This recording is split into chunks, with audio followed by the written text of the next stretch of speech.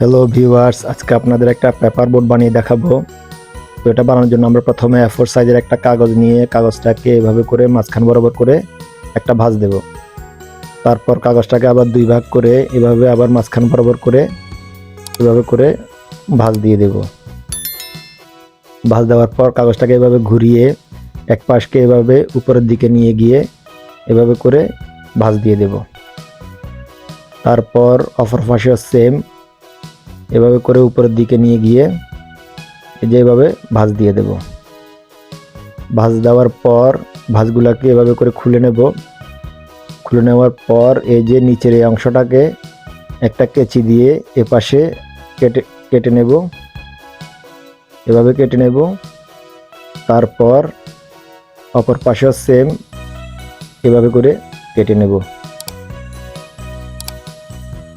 কাটার পর ভাঁজগুলাকে আবার জায়গা মতো দিয়ে দেব, দিয়ে আবার সুন্দর করে ভাঁজ দিয়ে দেব। ভাঁজ দেওয়ার পর এই যে উপরের এই কোণাটাকে মাঝখান বরাবর নিয়ে এসে আড়াআড়ি করে ভাঁজ দিয়ে দেব। এই যে ভিডিওতে দেখানোর মতো করে অপর পাশেও সেম মাঝখান বরাবর নিয়ে এসে আড়াআড়ি করে ভাঁজ দিয়ে দেব এইভাবে। তারপর এটাকে ঘুরিয়ে অপর পাশেও সেম এভাবে মাঝখান বরাবর নিয়ে এসে আড়াআড়ি করে ভাঁজ দিয়ে দেব। তারপর অপর পাশেও সেম এভাবে করে মাঝখান বরাবর নিয়ে এসে আড়াআড়ি করে ভাঁজ দিয়ে দেব।